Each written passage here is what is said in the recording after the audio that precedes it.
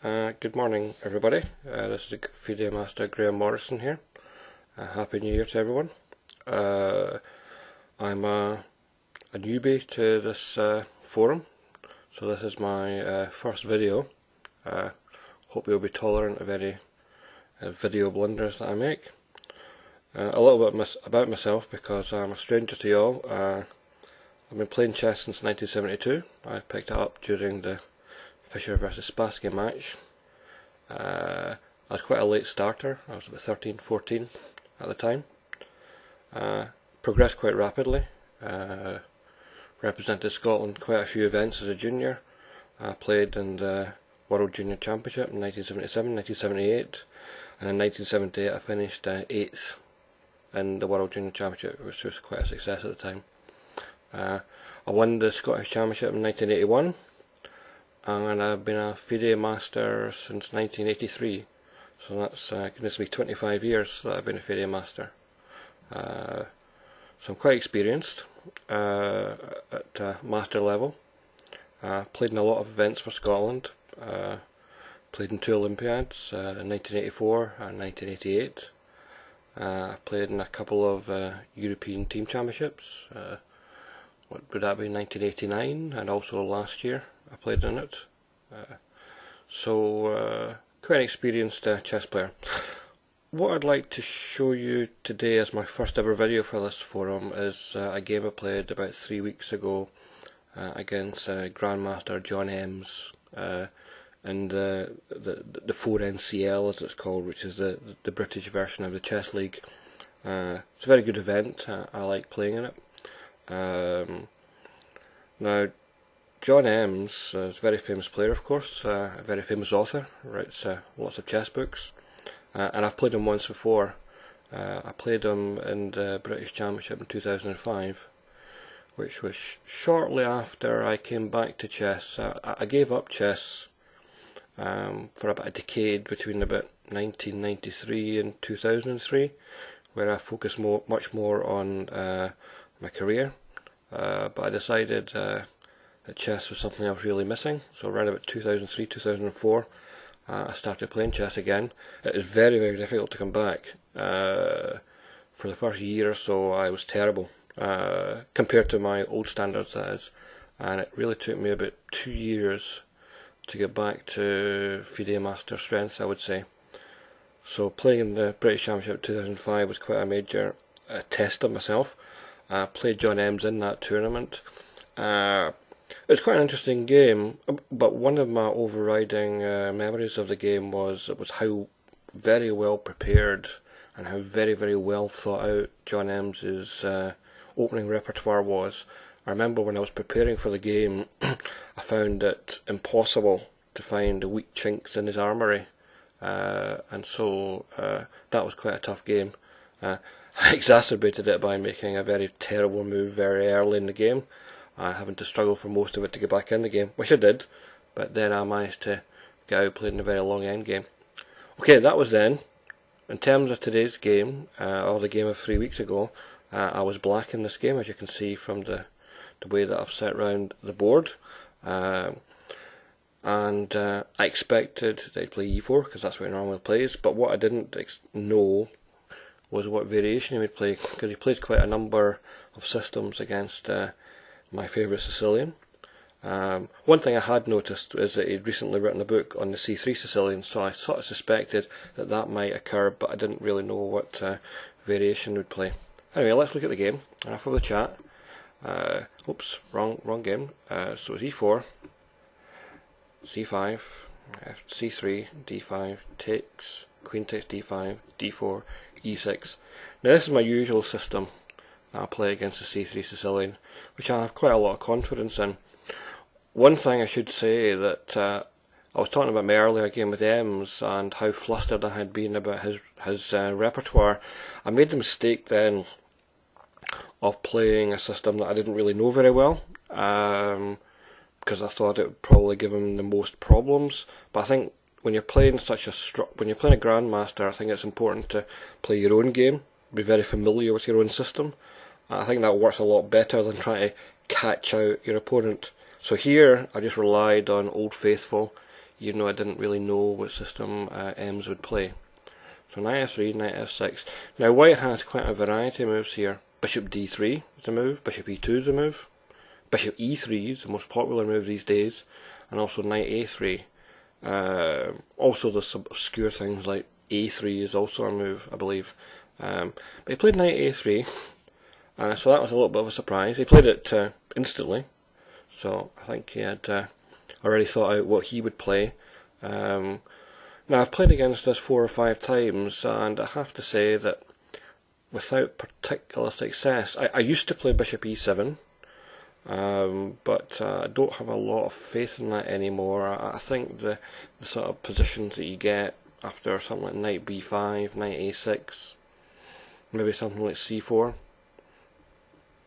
and bishop e2, I don't have a lot of faith in these positions. They're maybe okay, but I think white's better in pretty much all of the sort of positions that you get, largely because the knight in a6 is not in the world's best square. If I can get to c5 or something like that later on, then maybe that's okay, but I've always got to worry about the c7 square. So I lost faith in that. What I started playing several years ago was this move queen d8, which I think is the best move. I've only played it once before, and that was in a tournament in Hungary called the First Saturday Tournament against the eventual winner, a guy called Christiansen, and he played bishop f4, knight c6, and then he took in c5. I didn't react terribly well. What I worried about if I played knight d5, which is the most obvious move, was the move bishop d6. Takes, queen takes d6, and I was a bit worried about the pin in the d file. I'll show you that in a second. But what I did play, I played queen takes d1 check, which is a poor move, and then bishop takes c5. But after knight b5, castles, this sort of position, white really has quite a solid edge, and it was only because he made a mistake 3 or 4 moves later that allowed me to swap off a pair of bishops that I came out of this okay. This is really not very pleasant. Knight d2 is a mistake, but if you play castles and then bishop takes d1, I think this is really quite nice for white. I'd really love to play this as white and hate to play it as black.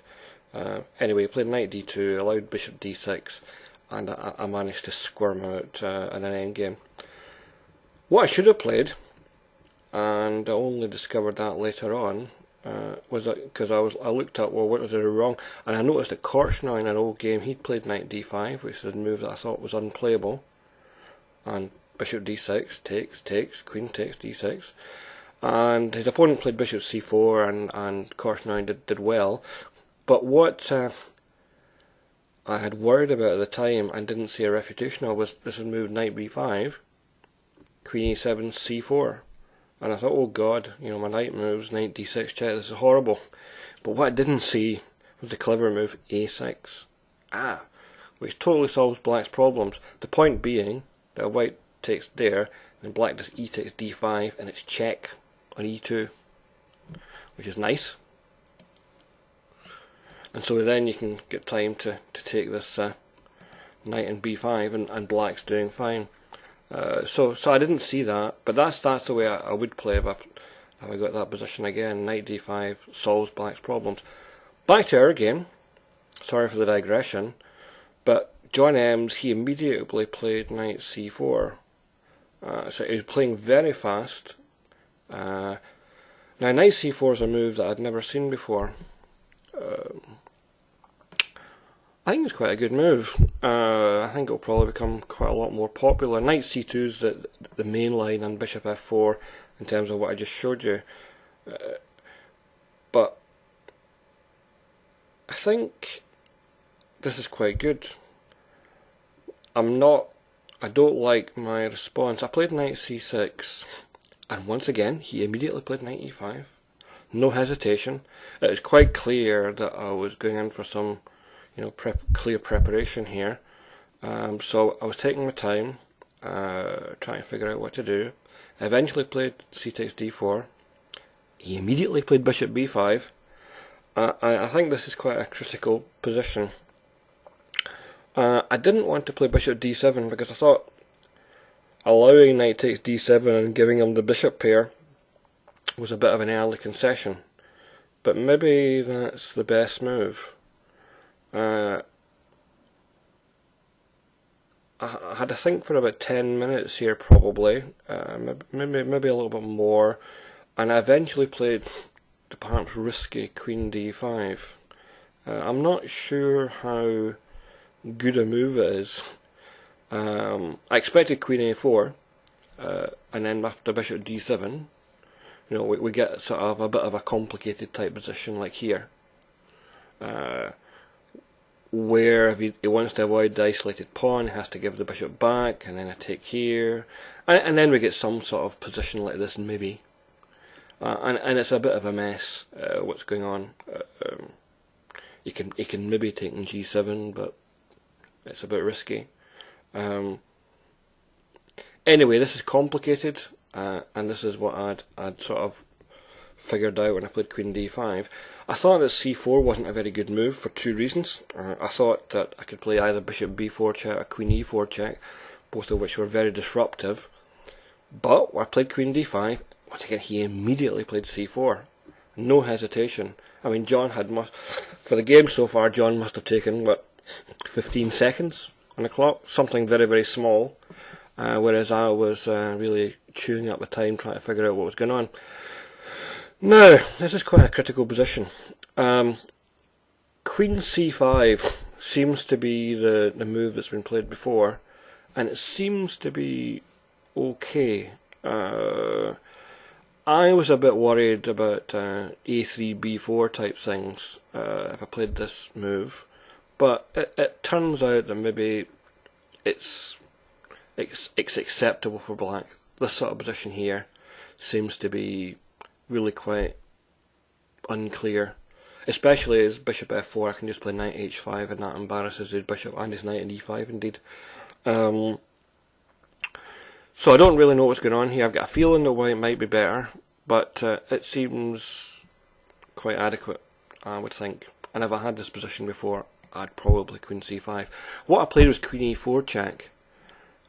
Once again, he immediately played king f1, but I'd expected that.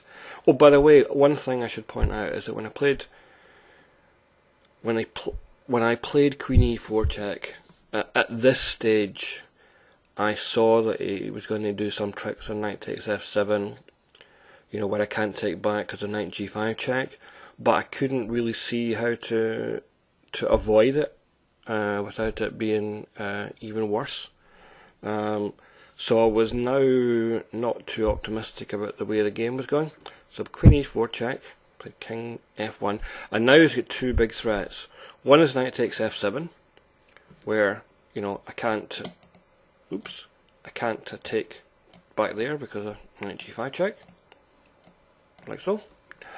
And the second one is to take on c6, and then if I take back with the pawn, he then just harasses my queen with knight g5. My queen then can't defend c6, and I lose a rook. So this is quite tricky. Although it's a very sharp position, it may well be actually possible that I can play a slow move here. It's at the time I didn't think I had time for slow moves, but h6, although it looks like a very slow move in such a sharp position, it does stop the knight g5 tricks, hence it does stop knight takes f7, and so it might be playable. Having said that, when I put this into this computer to see what it thought, it actually showed me that knight takes c6 is still possible, though it's probably dubious, because you can still, believe it or not, play knight g5. I take it, and then he plays f3, which is the point. My queen then has to move away from defence of c6, but I get tremendous compensation. This position here, bishop takes c6, bishop d7, bishop takes a8, and the big point is that after I play queen b8, lo and behold, his bishop can't actually escape to anywhere. So I win his bishop. And that's actually probably quite good for me. Also, as well as queen b8, the move knight h5, starting a knight g3 check, and then getting a position like this where I'm exchanged down, but I've got a tremendous attack here, a tremendous compensation. I think black's certainly not worse, possibly better. Back to reality, or something that's more like reality. I would play the h6. I think just queen takes d4 is the sort of move that you would maybe expect. I'm getting the pawn back. Takes, bishop d7, and then I'm maybe spoiling my pawn structure a bit, as well as winning the pawn. But if we get this sort of position here, knight e5, bishop d6, f4, takes, that there. This is probably slightly better for white. No, I'm sure it is slightly better for white, but it's also probably not too horrific for black either. I don't know. h6 is probably playable. What I eventually played was bishop d7, even though I saw that it sacrificed a pawn and probably required me to sacrifice more than a pawn in order to justify it. But I was very anxious about my lack of development here. I'll tell you, because John Emms had been playing so very quickly, he was clearly in his analysis, whereas I hadn't a clue what was going on, and I was a bit nervous about my position. I was actually quite worried about losing one of these games in 15, 16 moves, you know, and it getting published all over the papers. Nobody likes that happening, especially if you lose to a grandmaster and such a miniature. It tends to get spread all over the world. So I was trying to avoid that. So I was trying to get active play, whatever it costs, even if it costs me a lot of material. So I played bishop d7. Now John, for the first time, actually thought for a bit being 5 or 10 minutes before he took an f7, which has to be the right move. I played rook g8. I'll have to do that. If I allowed knight takes h8, there's no way that his knight would even be trapped in h8, so it would be a rook sacrifice, and that's just a rook loss here, really. He got his knight out, and now this is quite a critical position. And for the first time, John really thought for quite a considerable time, maybe 10-15 minutes, maybe longer.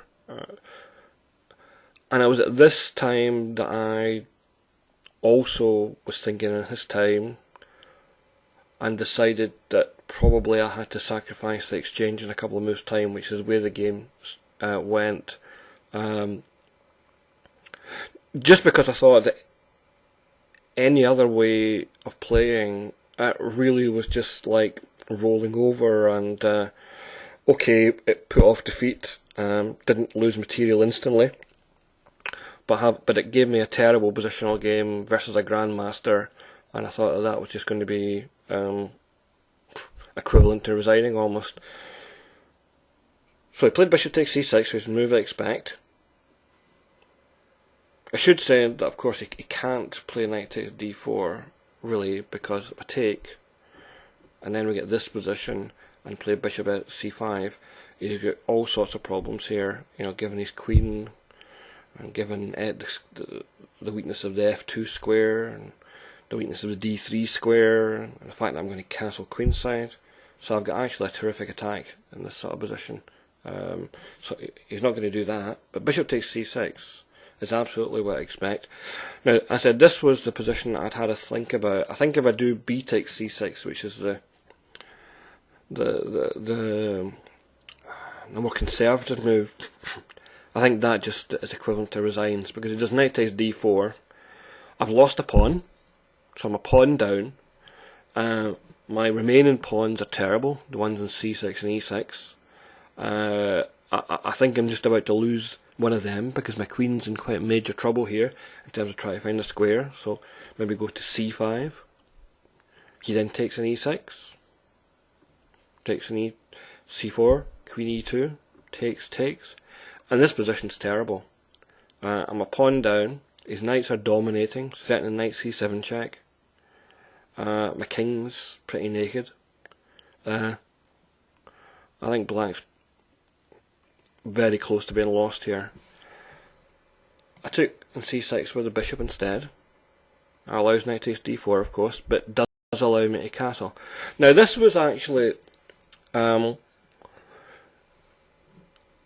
first time in the game where I was actually starting to get a little bit, I wouldn't say optimistic, but a little bit happier with the game situation, because up till now I felt that I was clearly in John's analysis. He'd worked it all out down to the mate, and that I was going to lose a very quick game indeed. Now I could see means of actually complicating the game, making a game of it, even though I didn't have total faith in my position. At least I saw that I could probably create a lot of problems for him over the next 10 moves, and if it worked, it worked. If it didn't work, it didn't work. So I was a bit happier about that sort of situation, plus the fact that now John was eating up loads of time, and as he was doing that, I was also using his time and seeing quite a lot of variations where I was causing him some considerable trouble. Now here, obviously he's pinned in the d-file. He wants to get out of that pin, so he plays bishop e3 to defend the rook. Defend the knight, and now he's threatening to just take my queen. Now I can play. I had two alternatives here, but I'd already determined 2 moves back that I was going to play what I played. Queen g6 is possible, but I was quite worried about the move queen b1. And one line that I'd calculated during the game that I don't think John had actually seen, because when we went over it, he looked quite surprised that the move existed, was rook takes d4. And the idea is that, well, obviously can't do bishop takes d4 because queen takes g5, so you've got to play queen 6. But then I can play bishop takes g2, a little in-between move. This king takes, rook g4 check, allows me to get my rook off being en prise. His king moves somewhere, like f1, and then I can take back here. But in this position, I think it's very bad for me anyway. You know, he could even play b3 here, and then my rook may well be in a little bit of trouble. He can play knight takes e6. There's quite a number of moves they can play, and he's probably, although he's not material up, white's probably a lot better. Actually, John saw a much better move than that for me, which I didn't see at the game. He saw that after queen b1 I had to move bishop e4. I said during the game I didn't see that at all, and it does appear that after knight takes e4, knight takes e4, black's got some play. I've threatened rook takes d4, followed by knight d2 check, so white's probably got to play something like knight f3, and, well, I don't know. Obviously white's pawn structure is a lot better, but his king's not very safe, and I seem to have quite active pieces, so this probably seems okay to me. But I didn't see bishop e4. John did, so his analysis was better than me. But what I played instead was rook takes d4, and when I played that, John had a quite a surprised look in his face. I mean, I think he'd seen it, but I think he'd solidly expected me to just play queen g6, because rook takes d4 looks very, very speculative. Now he's got to play queen takes, because he plays bishop takes, then g5's en prise, and then I just play the calm developing move bishop e7. Now it looks at first sight, you know, obviously white is the exchange and a pawn up, so it's almost 3 pawns equivalent up, but it's not nearly as simple as that. If you ignore the material, black's development is now excellent. All of his pieces are developed, and the bishop in c6 bearing down in g2 is terrific. I'm going to play rook d8 and start embarrassing white's queen. I've got potential things in the back rank if I play queen d3 check after that. White's knight in g5 is looking rather exposed to things like h6 or knight moves. So position wise, I'm actually doing tremendously well. It's just a pity that I'm next change and a pawn down. But I have to say I was actually quite optimistic now. Not optimistic in terms of, oh, I'm winning the game, but optimistic again in terms of, oh well, this is going to be an interesting game. You know, it could go any way. Now, John, after considerable thought, played h3. He was very, very worried about the knight g4 threat, bearing down an e3 and f2, and also hitting the knight in g5. Queen f4 was a major alternative, but I think after queen d3 check and rook d8, I'm now threatening the back ranker with queen d1 check, and then something like rook f1, h6. Suppose he takes an e6. Well, actually after bishop d6, his queen's a little bit embarrassed. Queen d4 is probably forced. He can try queen h4, but then I played g5. After which he can't take an h6, because queen e4 is then very embarrassing, hitting g2 and hitting e6. So that's really good for black. Close to winning, I think. So he's got to then play queen d4. So he can play queen d4 either direct or having induced me to play g5. But then I can play bishop takes h2 check, rook takes d4, knight takes d4. And it's a bit of a mess. I've no idea what's going on here. But my gut feeling is that black's fine. I've got a nice active queen. My other pieces are good. My pawn structure is good. His rooks don't seem to be coordinating very well, so I would have thought black was okay here. Back to the reality. John played h3.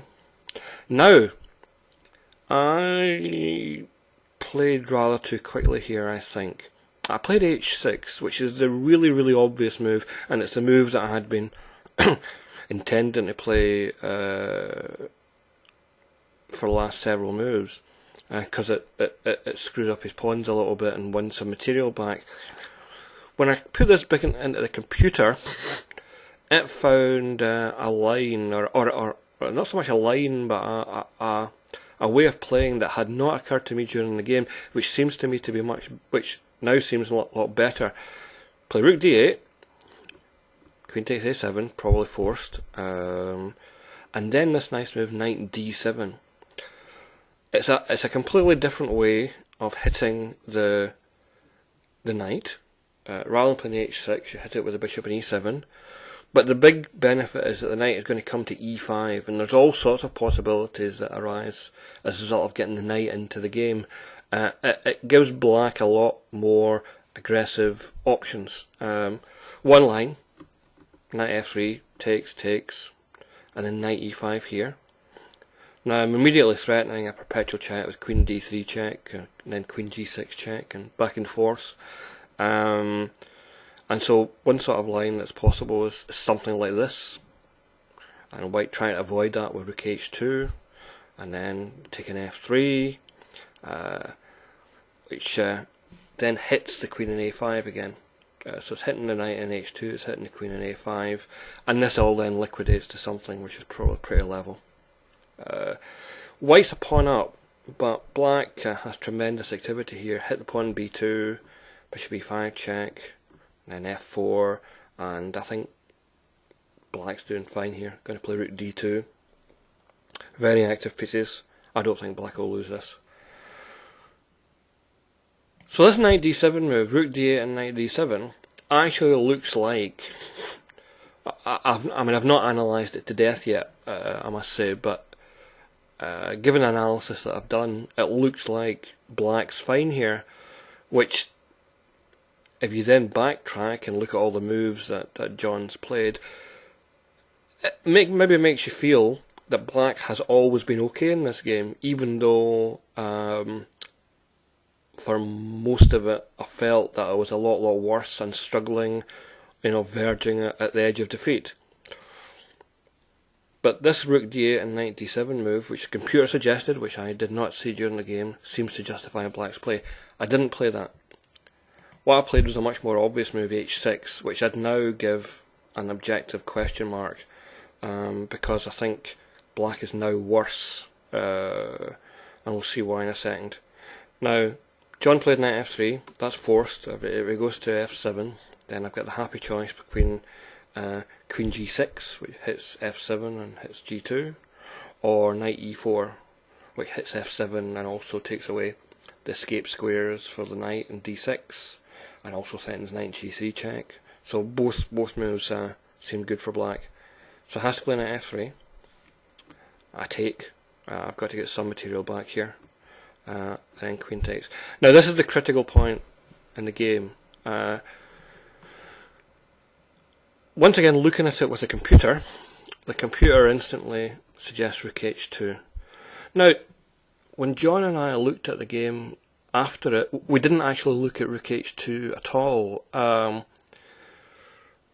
think both of us intuitively felt that it was a bad move. I had a specific reason why I thought it was a bad move, in that a variation that I had calculated during the game was that if I play rook d8, then you can't play queen f4, I thought, because I can play rook d1 check. Oops, rook d1 check, takes, king g2, bishop d6. And of course I'm hitting this queen in f4 and I'm hitting this rook in h2. And this was as far as I went. The computer, the merciless computer, of course, it doesn't give up at that. And it actually shows, after queen d4, takes, you get this position, a7's attacked, so I play b6. And here, having won back all of the material, got myself out of the woods, white takes and plays king g3, and actually the king and pawn ending is clearly better for white and may even be winning. I've not actually gone into it in depth, but you can see that white is pretty immediately going to attack this pawn in h6, whether black can create enough counterplay in the centre with the f and e pawns, I don't know. But also white's got queenside pawn majority. This may well be actually a lost king and pawn ending, which is a bit of a disappointment, given that I've won all that material back. Happily, I didn't need to do that. Queen h5 still giving me plenty of composition. I'm still threatening bishop d6. Still got lots of ideas of rook d1 check. So that would have been probably okay. But that was my tactical justification for believing that rook h2 was a bad move. But actually white can just take an a7. This line, I've had a good look at it, and I think it's better for white. The best move I can find for black is g5, so g4 type things. And then white, gains a little bit of time, maybe plays bishop b6 in order to get the bishop out of being an exposed position. And this just seems to be quite a lot better for white. I can do trickery. I can play rook d2, and it looks, Morrison's left his rook en prise, but that's not the case, because white can't actually take it, because luckily knight e4 seems to force a draw by repetition. Queen a5, knight g3 check, and then I do knight e2 check, knight g3 check, knight e2 check. But if white resists the temptation to take that rook and play something centralising like queen e5, I think the attack is starting to run out. My own king's pretty exposed. He's threatening mating in 1 and c7, and I'm probably a lot worse here. So rook h2, even although it seems to be awkward and clunky, a very anti-human move, and neither myself or John even discussed it in the post-mortem, seems to be the move that puts my h6 concept in doubt. John instead played rook g1. He played that relatively quickly, a minute or two's thought. I took back, and now I've got one pawn for the exchange, so I'm actually material-wise doing quite well. And in fact, his king's still exposed. I've still got quite a big attack, and I played queen h5 check. Now at this stage John decided to play it safe, and the game ended with king f1, queen h3 check, king e2, queen h5 check, king f1, queen h3 check, threefold repetition, which was a draw. So I was quite happy that I'd escaped the loss. The big question, of course, is what happens if white plays f3. Now, I wasn't worried about the move because actually at this stage I'd a lot of confidence in my position.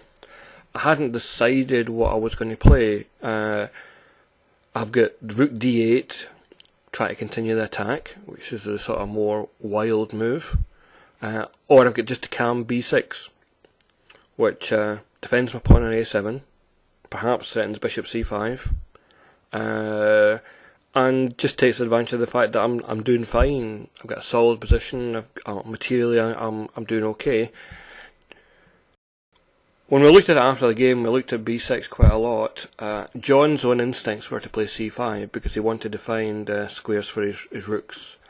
But this seems okay for black. You know, things like this. I end up like queen e5, and that makes white's under quite a lot of risk here. So white's probably got to bail out with things like queen b5 check, and it looks like it's a perpetual check. I can't see how my king escapes from the checks. So that would probably not have been a natural response, or a natural outcome. Rook h1 is another move, but that does sort of put me into queen g6, and I'm starting queen c2 check. You can play rook d1, queen g2 check, bishop c5. Once again, this is a bit of a mess. I think black's doing fine. Got to watch that I don't get my queen trapped. One funny move I have here is knight g4, which it can't really take, because then my rook comes into the attack, and even my pawn comes into the attack. e4, e3. His king's exposed. I can get the material back whenever I like, and I've got a terrific attack. So this is really quite dangerous for black, for white rather. But he's got the calm rook f1. There's even one funny line where if I do knight takes f2, for example, then my queen's then trapped here. But you get a position like this, which is, you know, queen and rook and a pawn versus the queen. Sorry, a rook and bishop and pawn versus the queen. It's probably drawish, though I'd be a bit nervous if I was black. Just have to be very, very careful that I maintain a solid position. I suppose I'm more nervous about the fact that he's got the 3-2 majority on the queen side and may well push a pawn down my throat with a slightly exposed king that I've got. But my gut feeling is that this should be rather drawish. So, some funny lines that were possible after b6. I hadn't decided what to play, but at the time my gut feeling was that rook d8 was more promising. I didn't want to spend the time just defending my pawns, and I did want to get my pieces into the attack. The best line that I've found since then is after queen takes the a7, queen h2 check, bishop f2, knight h5. And now I'm doing knight f4 check, and I've got all sorts of attacking possibilities. And as far as I can see, white has no real alternative but to either taking perpetual and check himself, the queen a8 check, queen a5 check, queen b5 check, or allowing black to get perpetual check with the knight and the queen. And so this actually looks to me to be a forced drawing line. I'd seen the possibility, the knight h5 possibility, but I couldn't have told you at the time that it was a forced draw. All I saw was the fact that all my pieces seemed to be playing and that both kings seemed to be pretty naked. So that would have been another way to draw. So getting back here, my conclusion would be that he could have played f3, but that rook d8 seems to lead to a pretty immediate draw, with either white or black taking the perpetual check. Or b6 seems to probably lead to more of a positional draw in some of those lines where both sides are okay. So I think black was okay in this line. I think that was a very interesting game. I hope you enjoyed it. To my mind, it was a bit nerve-wracking, and for a lot of it I thought I was really just getting caught up by his his home analysis, and that I was struggling to, I said, avoid losing in 15 moves. Once I got into the game, having sacrificed material, I was a lot happier that I was getting a lot of play. I didn't really know what was happening, but my gut feeling was that I was probably doing okay. It's a pity that there's a slight blemish in the game, and that my H6 move, which was a natural move at the time, seems to be perhaps not very good. In the light of cold computer analysis with this Rook H2 move, what I said, which both John and myself found very counterintuitive, seems to put the whole concept in doubt. But that in terms of the whole system that I played, it looks like Rook D8 instead of H6 followed by Knight D7 probably seems to justify the way that Black played, and that I seem to get plenty of play. His king's still pretty naked. I have at least a perpetual check in most lines, and in some lines have a very violent attack indeed. Okie dokie. That's all I really wanted to show you today. Thanks very much for your attention. I hope it was an interesting game. I hope my first video for this site was met your expectations or met your standards. And no doubt over the next couple of days I'll show you another one of my more interesting recent games. Thanks very much. Goodbye.